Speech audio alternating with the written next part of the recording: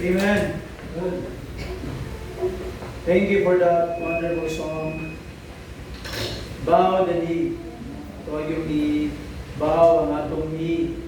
Atubangan sa atong Ginoo. Humbling down ourselves. Ngadto sa atong Dios na siya gyud ang muhatag sa atua o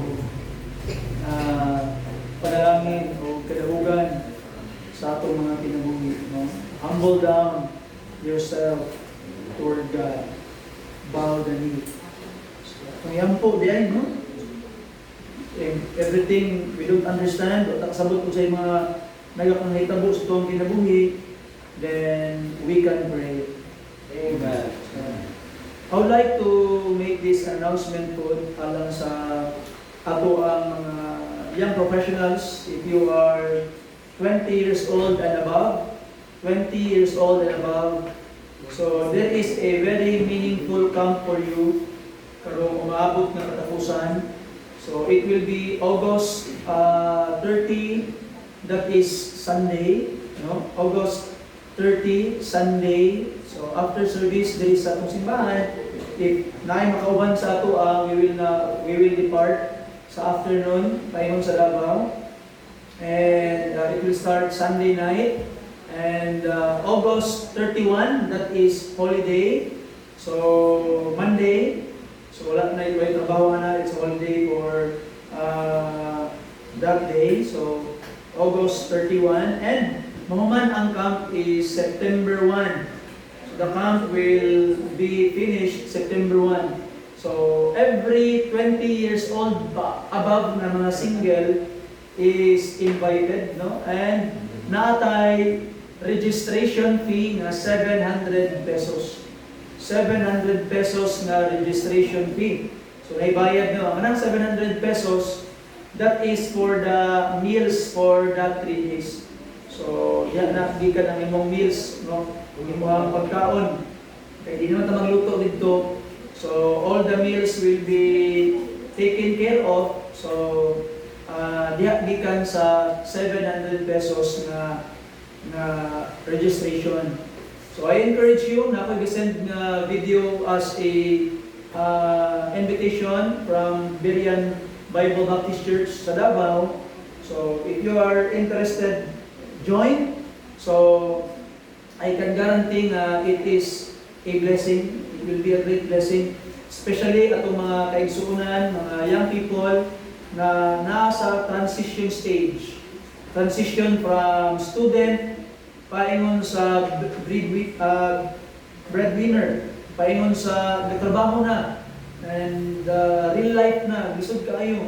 Kung lisod kaayo imong kahimtang isip ko sa estudyante, I could say na mas lisod yun ang kahimtang kung nagapas ka na kag-responsibilidad. Kinahanglan na ka mo trabaho, kay mahimo na kang blessing sa imong family. So that is a great responsibility. And we need the guidance sa Ginoo para mahimot na ma-prepare ni ana. Dako kay nga tabang sa mga kaigsunan nga nahuman nag-eskwela o kaya ga-transition na sa trabaho. And it is also a lot of katong mga nagsugod na pud og nanay mga trato, nanay mga romantic relationships. So na dito ang mga guidance, no, i-guide, tudluan ang mga guidelines kung unsa di ay ang courtship sa usa ka tinuod nga mga Kristohanon. So I would like to really encourage ang atong mga 20 years old above na mga singles to join it and apil ta na para mahimong I believe that it will become a blessing. Natay 700 pesos na registration. So sa Davao, tulog adlaw dito sa Davao. And so no free registration, no free registration. So if you wanted to join, so you need to provide your 700 pesos. Kung unahin mga malamong kasing-kasing na tubig-tubigan din ha. So pwede po din yung dumangan ng inyong kuwan. Na pwede gusto mo help sa itong mga young people, pwede nyo dumangan para napagday itawag na maayong masakinan pa yung dito. No? So please be praying for that. No? Kay gani, ako ganing murag medyo lisod ang atong kuhan, lisod ang atong expenses na time. Kay as you know, no, ang atong sakyanan balik-balik sa kuan, balik-balik sa hospital itong sakyanan. So, the church cannot provide help sa registration and medyo challenging mag-provide para sa tuang vehicle. So, siguro ang may tabuan na, if ever God will allow, 3 days naman, may naman siguro na ito ang mga kuan, may naman siguro na ito ang mga dapat itong prepare. So, ang itong itawag na buhaton is, I will be,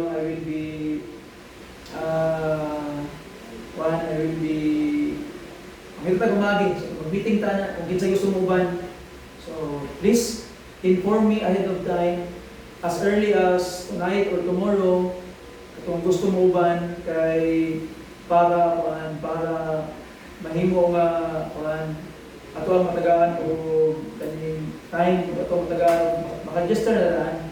So it's gusto mo makuban, send me your 700 pesos.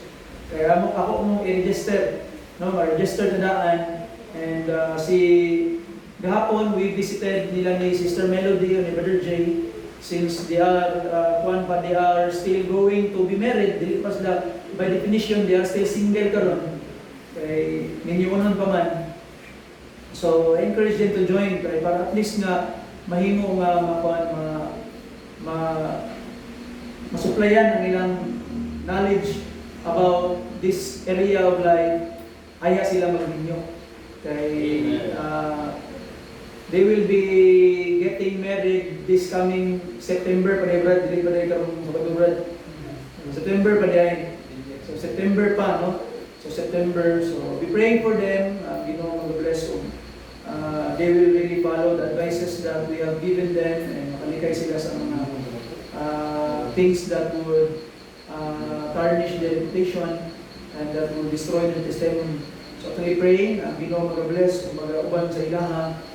And please be praying, no, mga 20 years old above ng mga single, I encourage you to join. No, it will help you to cope up with the transition of your life from student, from the one being supported to the one who is now supporting, and in your lives romantically. So it will be also tackled there. Apil man na sa inyong time. Main speaker is si Pastor Kerinans. He's from the States, and this man is a blessing. I have heard him preach. And I could really say that this man is a great blessing. And I believe that he will be a blessing sa inyo. There will be many more speakers that will become a blessing sa inyo. The topic itself there na pag-isgutan is already a great blessing. Kapukti siyang panalangin. So I encourage you to join, to be there, and mahimot ng panalangin dito, o mahimo mong panalangin more sa simbahan, sa atong simbahan, to this, no? And I think murag si Sister Aisa o si Sister Shamay, they have given a positive response na murag mo join sila. Okay, so atong i-pray, mahimong maka-appeal sila. So sa inyo so inform me, ina ko ninyo na gusto mong ma-appeal. And walay pre-registration na, so you need to provide your own 700 pesos para sa ato ang itawag na registration. Okay? So, your Bibles with me please in the book of Haggai. Haggai, mga kaigsunan. So, yesterday lang I have learned that it is pronounced as Haggai or Haggai. So, bahala kung sa pag-pronounce, basta kay nabasa, amen? Amen. Haggai chapter 2, verse 15 down to verse 19. Basta pa niyo nakitaan, ilan mong kabalaka. So, pakitaan ninyo ang Malakay, atras lang mo. And makita ninyo sa ikatulo, mawala dayon ang itawag na Haggai, no? Makita ninyo ang last book of the Old Testament, ang Malakay, atras lang mo sa Zechariah, and then Haggai na dayon. Okay na mo? Amen? Amen. Okay, so chapter 2, verse 15 down to verse 19, the Bible says, ligta manindog, to give reverence to the reading of God's Word, indog ta palihog. The Bible says, verse 15 down to verse 19, and now I pray you, consider this day and upward. From before a stone was laid upon a stone in the temple of the Lord. Since those days were, when one came to an heap of 20 measures, there were but 10. When one came to the press pot for to draw out 50 vessels out of the press, there were but 20. I smote you with blastings, and with mildew, and with hail in all the labors of your hands, yet ye turned not to me, saith the Lord. Consider now from this day and upward, from the 24th day of the 9th month, even from the day that the foundation of the Lord's temple was laid. Consider it. This is early December. The 9th month, early December. Verse 19, is the seed yet in the barn? Yea, as it the vine, and the fig tree, and the pomegranate, and the olive tree hath not brought forth. From this day will I bless you. Wow, I like that. From this day I will bless you. Muna yun. So, Ginoo, let's pray. Father God, thank you, Ginoo, sa imong panalangin. Thank you, Lord, for making your servant a blessing tonight. Noonta, maligod ng mga katawhan na ni madasig sila, Ginoo, pinagi sa imong pulo. Panalangini kami, Ginoo, ligo na kami. In Jesus' precious name. Amen and amen. Waiting for blessings. That is the title of the message nga itong pag-aisgutan karon nataknas gabion mga kaigsunan. Waiting for blessing. Brother, pag-aisog sa akong water break. Medyo need ng tubig. Medyo nagdabad sa pangulo.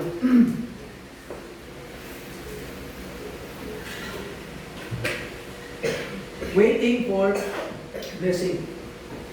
Before na ako dalon ang mga punto sa inyo karon mga kaigsunan. Taga na background, saan yung Haggai? Si Prophet Haggai mga kaigsunan is a post-exilic prophet. Pasabot niyo sa post-exilic prophet. He is a prophet after na sa exile na 70 years. Na may mga pre-exilic prophet, na itong mga prophet before the exile, and si Haggai is a prophet after the exile. And together with Zechariah and Malachi, these prophets are the last words from God. Kaya after sa writings ni Haggai, ni Zechariah, o ni Malachi, niabot na dayon ang 400 years nga silent years nga walay prophetic revelation from the Lord. Ang pinaka-new dayon nga prophetic revelation will be the time of John the Baptist. Ang next nga prophetic utterance. So kani si Haggai, Zechariah o Malachi, they were the last prophets na gipadala sa Ginoo ngadto sa children of Israel. And I will give you the background.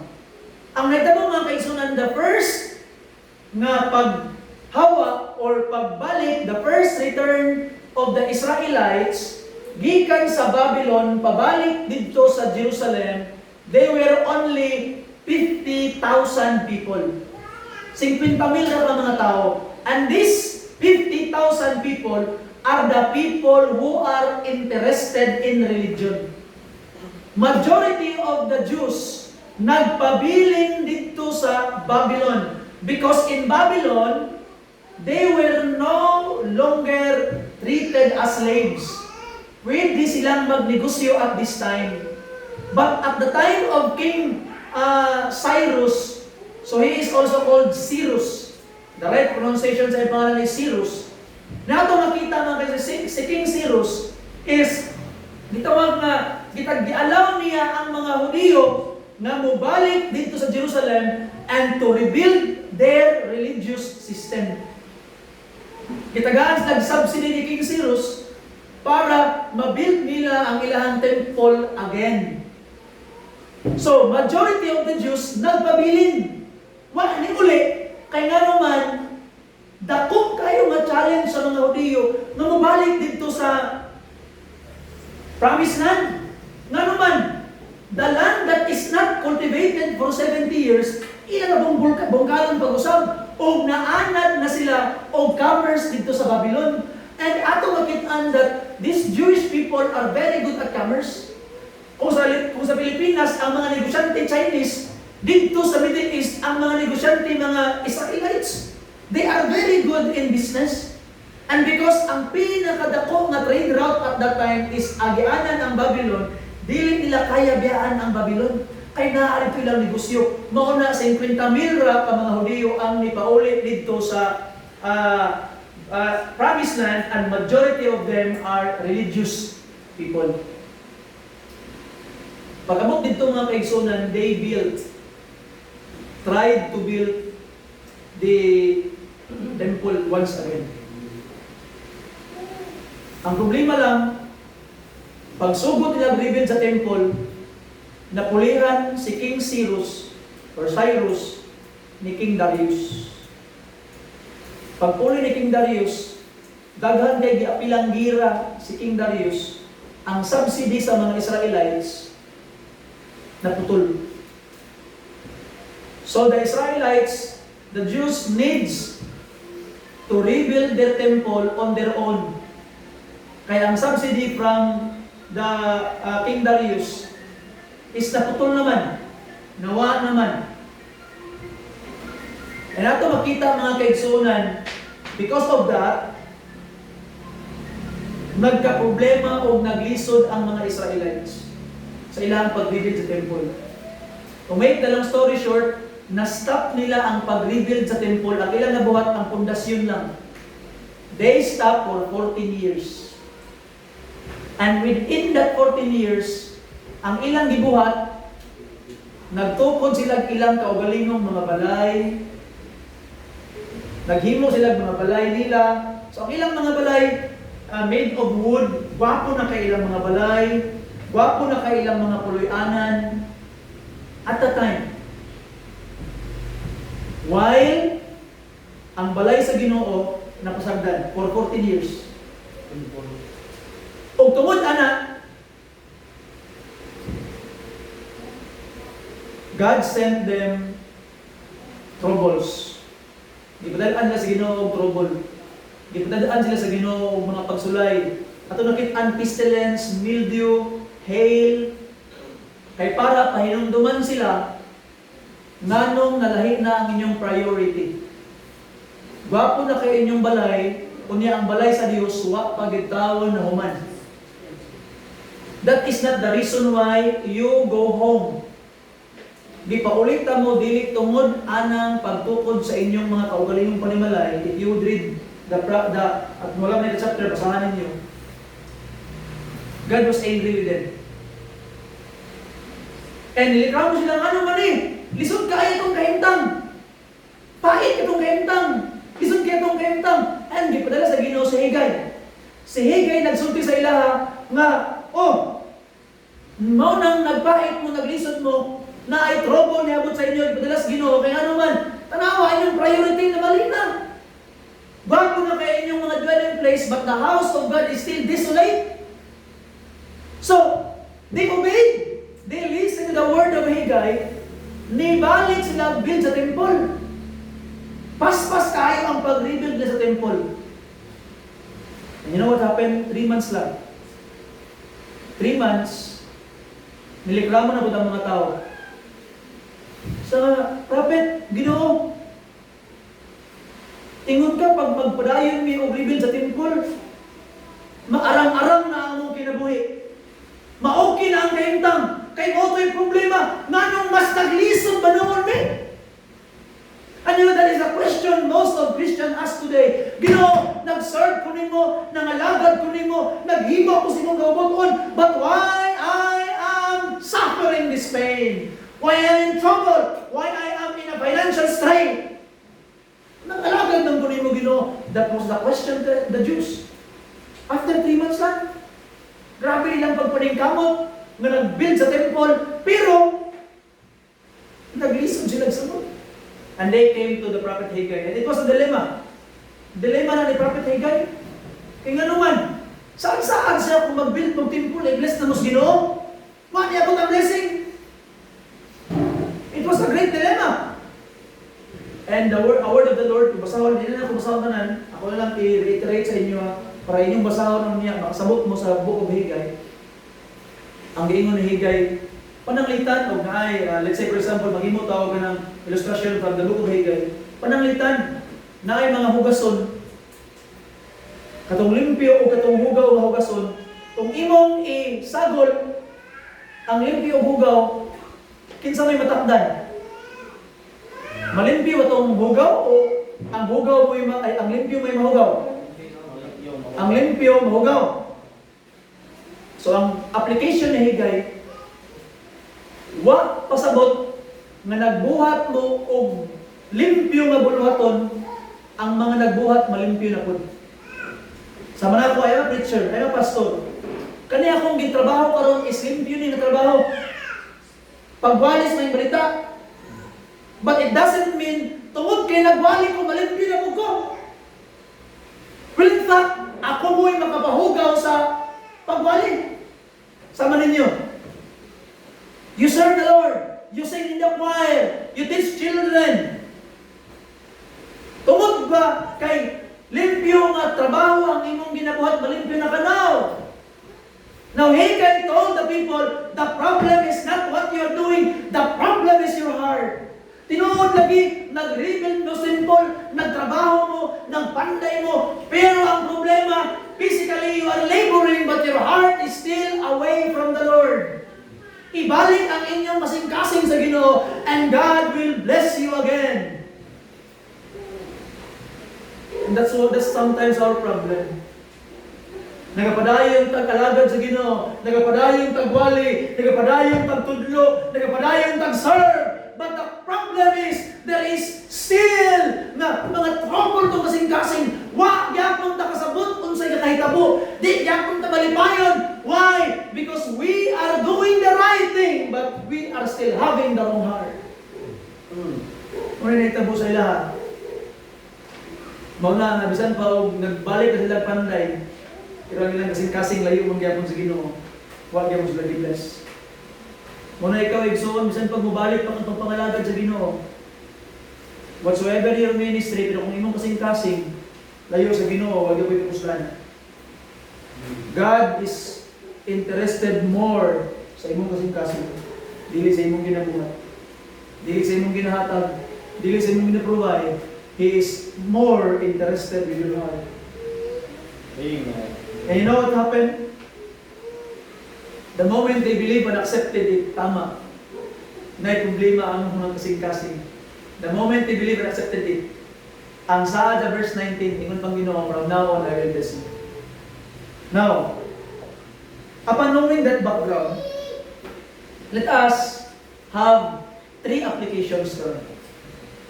Nakita niyong background, I hope na understand ninyo in a little way kung unsa ang nagkahitabo sitwasyon sa panahon ng Haggai. Now, I will give you 3 applications. Tulong lang ganito. Number 1, mga kaigsunan, we need to make. Number 1, tulong ka R. Number 1 is reflection. The reflection. If you want that blessing to come back sa iyong kinabuhi, when you talk about blessing not only financially, but also the joy from the Lord, the satisfaction from the Lord, no? Number 1, you need reflection. Kung saan pasabutin mo sa reflection, Pastor? Verse 15, once again, the Bible says, and now I pray you, consider this day and upward. Consider this day. Yung pagpulo sino? Consider. Notice the word consider. The word consider is a major word in Haggai. It occurs repeatedly throughout this short book. God was telling His people, stop and think about what's happening to you. Stop sa, punong sa, ayaw sa padayon, minor sa, una-una sa, hinuklugi sa, nga nung nakahitabo sa imuha, ang mga butang na nakahitabo sa imuha karon. It means you bring your mind to bear upon your ways. In other words, look at your life. Think about your choices. Consider where you are going sa imong kinabuhi.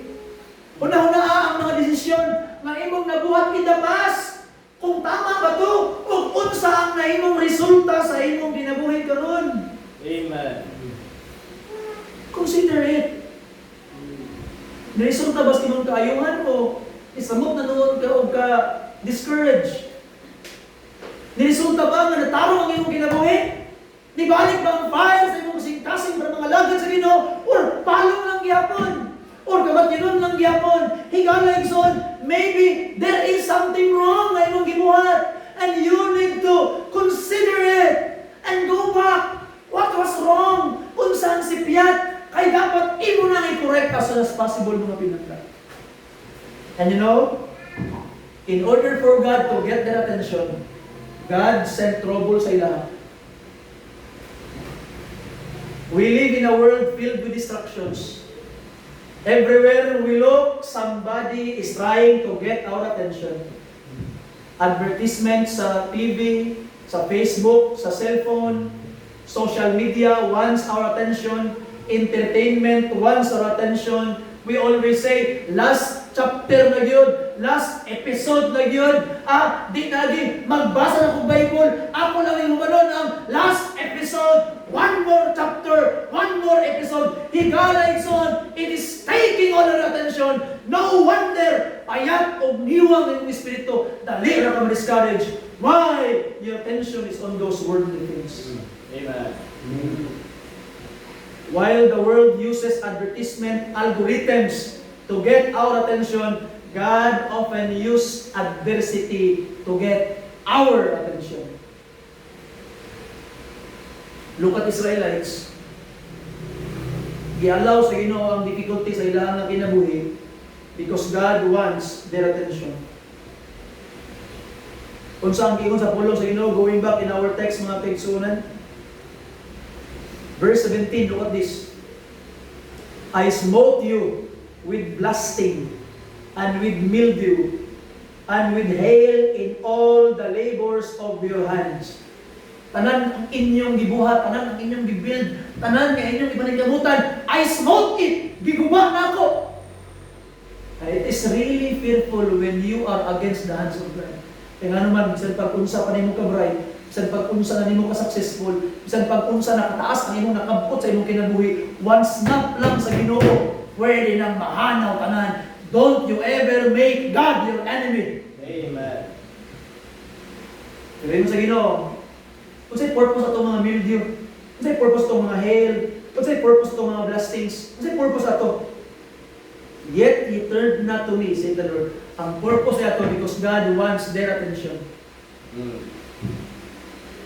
Sa ilang ka 14 years, gibyaan nila ang pag-rebuild sa temple, nag-focus sila sa ilang kaugalingong balay, nag-focus sila sa ilang kaugalingong mga pamilya, nag-focus sila sa ilang kaugalingong yung mga plano, ilang kaugalingong mga kaugmaon. Higala igsoon, God sent them problems, blastings, adversities,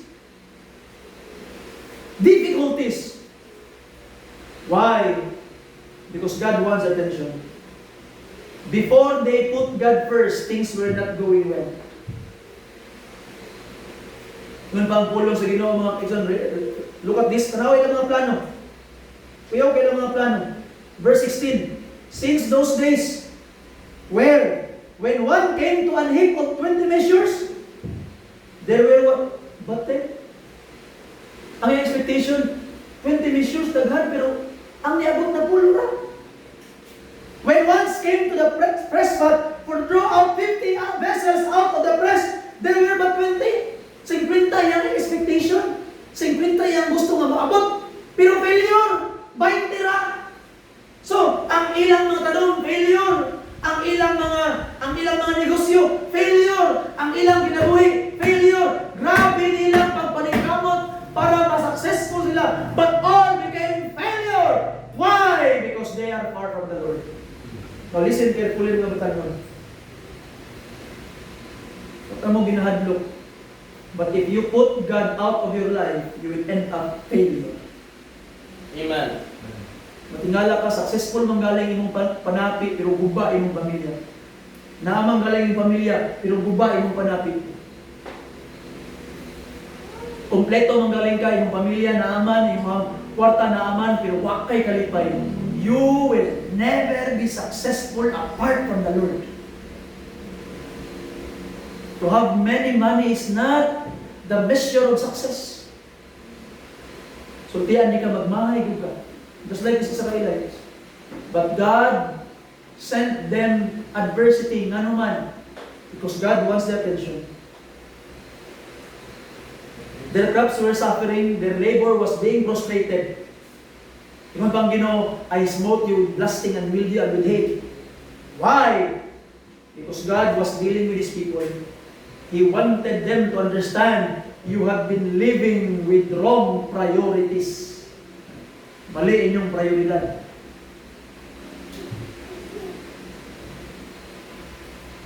Yung bang Ginoo, consider, verse 18, consider now from this day. Sugod karon.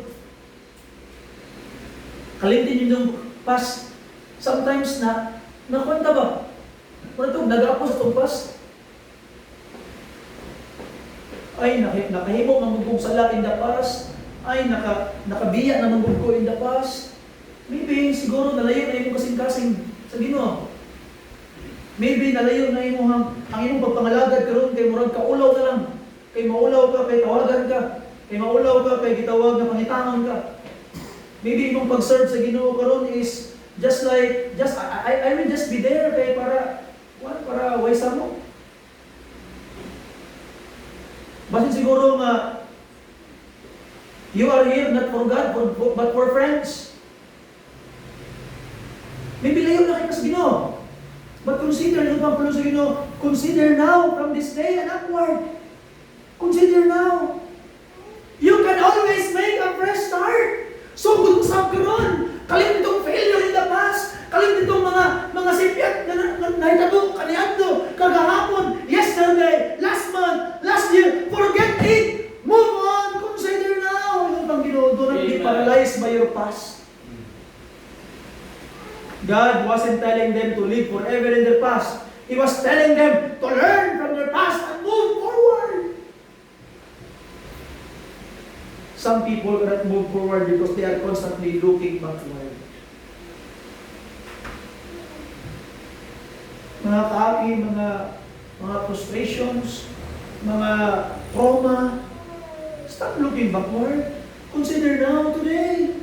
You can make a good start.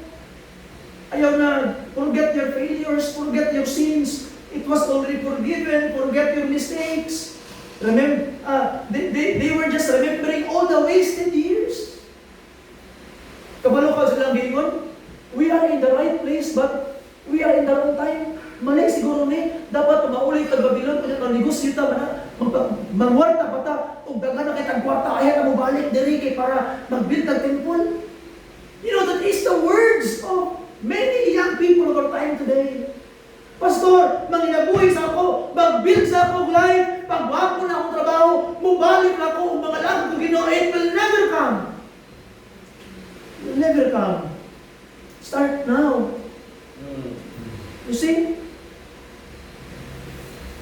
We need to consider what God has already done. Consider how far you have come. Consider the changes He had made sa imong ginabuhi. Consider the direction you are going now. Kasi makaingon ka nga, wala ko naanad, inani akong ginabuhi. Wala ko naanad nga, inani ako ang gitawag na situation. Pati God, Ison, where have you been? Ako ang gahapon, in our Bible study, one question ni Sister Melody, Pastor, hindi ko mamakanan, naabot ka ba sa punto, Pastor, na ikaw nag-serve mo sa Ginoo mo, as a pastor, makaingon ka namin naman ihunong, namin naman iundang, namin iulit. Eh yes, nagot na. Just like you. Diba? Nakatrabaho ka, niyabagaw ka namin naman iundang. There was a lady that contacted me and asked me, Pastor, kaning nakoy share sa imo ba? Kanang kami nakaihunong sa trabaho ka, ako yung kayo. Kami nakaimawa. And I tried to tell her, just like me, kanina kong pagpastor, I was just praying for it before. Lord, I pray Ginoo nga himuon ko nimong pastor mag-lead of ministry Ginoo. Himo kong blessing sa mga katawan. I could preach and teach the word of God. I was just praying for it before. And it is a great blessing na ginakapoy na ko sa mga butang na ako lang ginapangayo sa Ginoo kanina. Amen. Listen carefully. Maybe you are in a job karon nga medyo kapoy na wala na yung dang bugat man day. Isod man day, kapoy man day, frustrating man day. But it is a great blessing na ginampo na nimo sa una. Ginapangayo lang na nimo sa Ginoo sa una, pero karon ginakapoy na kana ng trabaho. It's a great blessing. You see? Continue to hold on. Padayon lang. Nang backing sa Ginoo pero hindi bawala din ang frustration basta kay kauban nimo pero hindi ang Ginoo. Na kay joy ba? Na kay kalipay. So consider your life, karon. Consider your life. Consider ninyo ka, consider your marriage, consider your family, consider your priorities. Kristohanon, consider kumusta naman ang iyong relationship with God. Kumusta na iyong relasyon sa Ginoo? Friend mo sa Ginoo karon? Basta yung friend na nimo ang Ginoo. Kasi hindi na mo close sa Ginoo. Basta wala dugay na kay istorya sa iya. Basta dugay na kawalay ampo-ampo. No wonder frustrated ka. Kaya naman, anong kay connection sa source? Nagapaningkamot ka karon, pinaagi na lang sa imong kaugalingong kusog. Mao nang luya ka pinili. Consider your prayer life, your Bible reading, consider your giving, consider your service, your witness, your soul winning, your obedience. Pagkata na ang Ginoo. Lord, ikaw pa ba gyud ang sentro sa akong kinabuhi? Consider it. Consider. And after that you have considered it, number 2, natang returning. Ikaduha nga R. Kung saan una? Reflection. Ikaduha, returning. Or return. Pabalik. Na-consider ni mo nga, ayun, ako sa Ginoo ba? Balik. Balik sa iya. Na-consider ni mo nga, muraw, wala na kaya po ba? Sa una kay, grabe ko kapag-pray. Sa una kay, prayerful kay ka. Balik. Sa una kay, yun mahuman ang adlaw o di ka nakabasa. Bisag isa ka chapter sa Bible, return! Balik igsoon. Amen. Return. The Bible says, sa verse 17, I smote you with blessing, and with mildew, and with hail in all the labors of your hand. Yet ye turn not to me, saith the Lord. Sa ato mga pinangga, ang pagkulata sa Ginoo, ang pagbunang sa Ginoo is not to destroy us, but for us to return. Bumalik ka. Gusto mo bumalik ka? Balik na. Amen. Balik na igsoon. Balik na. Return. Notice the word, yet ye turned not to me. God had their attention. Pagkulata sa Ginoo sa ilaha, kabantay sila, Lord. Nga naman gina, atensyon nila. Pag-iyon sa prophet nga, gibiyahan ng ninyo ang pag-rebuild sa temple. Ang purpose niya 14 years ago, manong yan mo dali para i-rebuild ang temple. Ano ba nang ini ng balay yung ipagwapo? Wala naman yung i-rebuild ang temple. Balik mo! So nakuha sa Ginoo ng atensyon tungkol sa mga problema. Di balik sila tuon. Pero pagbalik nila ang problema, they physically return, but their heart is still far away from God. Maybe nasa tuwa ka ron diri, you are physically present in the church. Nag-aalagad ka sa Ginoo, nagpadayon, nag-serve, pero ang tinuod di ay mo kasing-kasing na yun na tayo. Return. Amen. Balik na. Balik na. Their hands were working again, but their heart still needs to return. Their hearts needs to return. Wa nagpasabot nga nagkanta na ka sa choir, nibalik na ka. Malimpyo na ka. Wa nagpasabot nga nagtudlo na ka, nagtugtog na ka, nag-apil na kang soul winning, nagsimba na ka, is nakabalik na ka. Higalay, son, your heart must first return to the Lord. The reason why nga nibalik sa nagpanday, nibalik sa nag-rebuild, wag gapoy panalangin, wag gapoy kalipay. Why? Because they only return physically. Their hearts has not yet returned to the Lord. Maybe tonight, you can sing, you can preach, you can teach, you can give, you can work, you can serve, but God wants your heart. In Psalm chapter 51, verse 17, the sacrifices of God are a broken spirit, a broken and contrite heart. O God, thou wilt not despise. Return with your heart. God disciplines us to disciple us. Sometimes, mga kaigsunan, adversity is God's way of getting our attention. Ginadisiplina tas Ginoo kay naman higugma kaniya. He sends correction naman because He wants restoration. Ang iyang pagbunal dili na pagguba. Ang iyang pagbunal para maliguon ka pag-usap, ma-restore ka o babalik ka. Amen. Ang goal sa Ginoo is not simply punishment. The goal of God is repentance and restoration. So ang pangutana nga kaysa dili mao nga nakuha na ba sa Ginoo ang imong attention? God will always get your attention, but the question is, what will I do when God gets my attention? Sa diha nga mapansin na nimo nga ang Ginoo nagaliyok sa imong kinabuhi. Kaya I have told you, uyaw ra mo ang Ginoo, kinamutan ang Ginoo. Tanawa ang Israelites, giunsa sa Ginoo pagkuha ang attention, gibunalan sila sa Ginoo.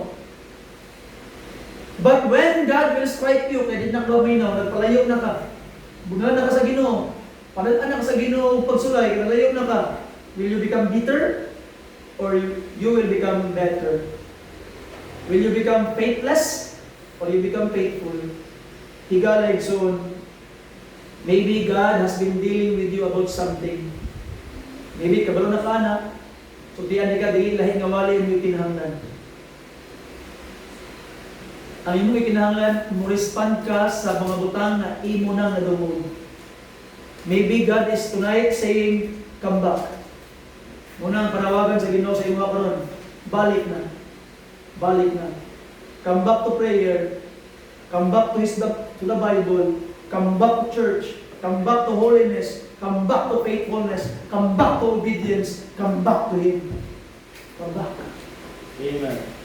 And when you are back, sa diha nga mubalik na ka, sa diha nga di na lang physical ang imong pag-alagad sama sa mga Israelites nga physical na lang sila, nagtrabaho din na pero ilang kasi wala. But when you come back, when your heart is also back, number 3 nga are, that's the time you will receive. Ma-receive na nimo ang blessing. Number 3 is receiving. Ma-receive na nimo ang panalangin.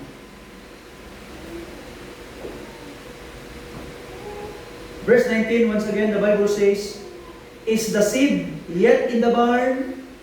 Yea, as yet the vine and the fig tree, and the pomegranate and the olive tree have not brought forth. From this day will I bless you. Wow. Ano? From this day will I bless you. Pag-sud ka sa Ginoo ani, wala pa sila naka-reform, wala pa sila nakabuhat, wala pa sila na-prove ang ilang kasing-kasing ba, through action. Pero when they started to believe, when they started to listen, and when they started to accept, nga nasitbit gud sila, nalayo gud nilang kasing-kasing, God already made a promise from this day, karong adlaw, i-bless na ka. Wala na yung ang ginawa, sige, ugma! Or, sunod simana, 1 month pag yun, i-prove mo ka ng imong kasing-kasing, tinuuray na. I-bless na ka. No. The moment, the day that they accepted their mistake, and they believe in God, Yung pang Ginoo, karong adlaw, panalanginan ka na. Amen. You see? On this day. Ang blessing sa Ginoo dili man makita dayon. Pero mo siya gliso ba? Nga nagtanong. Pag magtanong pag gliso, dili pagkaugma dayon matubo. But it already started. Kalos na nagsugod? When you believe. Sa Biblia, sa Romans chapter 5 verse 8, for God commended His love toward us while we were yet sinners. While we were yet sinners. Wow, what a great statement. Amen. Wala na ng Bible nga, now that you are very good, Christ will die for you. Ano ba? Now that your works are now good, Christ will die for you. Now that you are righteous, Christ died. No. While you are yet sinners. The moment you believe, even though you are still a sinner, Christ already died for you. Amen. So mga pinangga ng mga kaigsunan, I hope makita niyo muna kwento ni Ginoo from this day. Meaning na turning point. Ano sa ang turning point? Ginoo from this day? Sa verse 19, the turning point is the moment they decided to believe. They decided na ma-change na ilang heart. That was turning point. Yung Ginoo, from this day, it's the turning point. When was this day? The moment they believed. The moment that they decided to obey. And yung na, who is I? It's God. God Himself say, I will bless you. When God said, yan ginang tumanon. And ano ba niya? I promise, I will bless you. It's a promise. God's promise is certain. If God says He will do something, you can trust that He will do it. And pa niya, bless sa purpose. God wanted to bless His people. Muna yung purpose. Gusto niyang mubalik ka. Gusto niyang mo-return ka nga naman. Gusto niyang panalanginan kayo sa ulo. And pa niya, I will bless you. It's personal. Ikaw. God was speaking to you. Ikaw. Personally, ikaw yung inistoryahan daw. Dili mong kaabay. Apil na siya, pero ikaw mismo ang gusto istoryahan sa dito. He want to bless you. He care for you. And He knows what you are going through. And He knows what you need. You need to come. So mga pinangga, mga kaigsunan, as I close, ang title sa itong mensahe is Waiting for Blessing. Namabot ang panalangin. Now, how can you receive that blessing again in Ginoo? Number one, reflection. Reflect.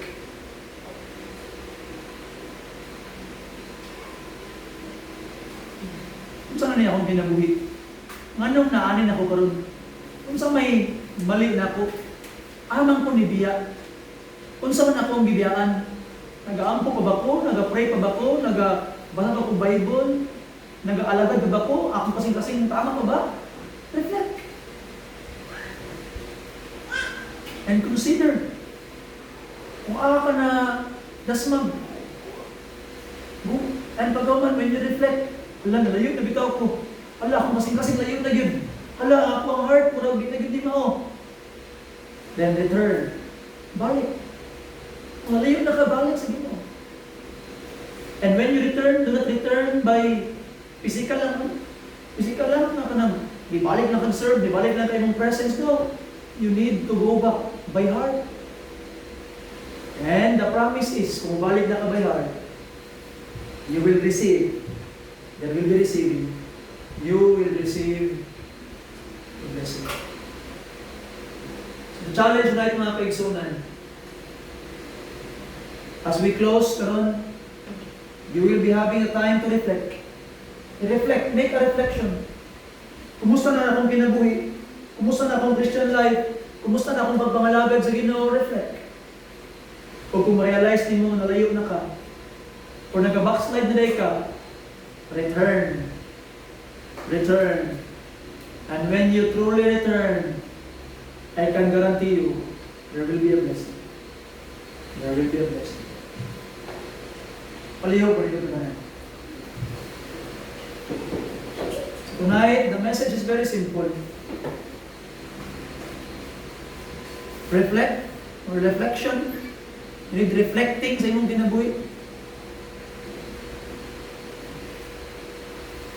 It's your time to reflect. Make a reflection. Kumusta naman imong life? Kumusta naman ang imong Christian life? Yung pagpangalagad sa Ginoo, tinuray ka ba na? You need reflection. And after reflection, kabalo ko nga na kay ma-realize, kabalo ko nga na kay makita sa imong kinabuhi, then the second one will be needed, return to God.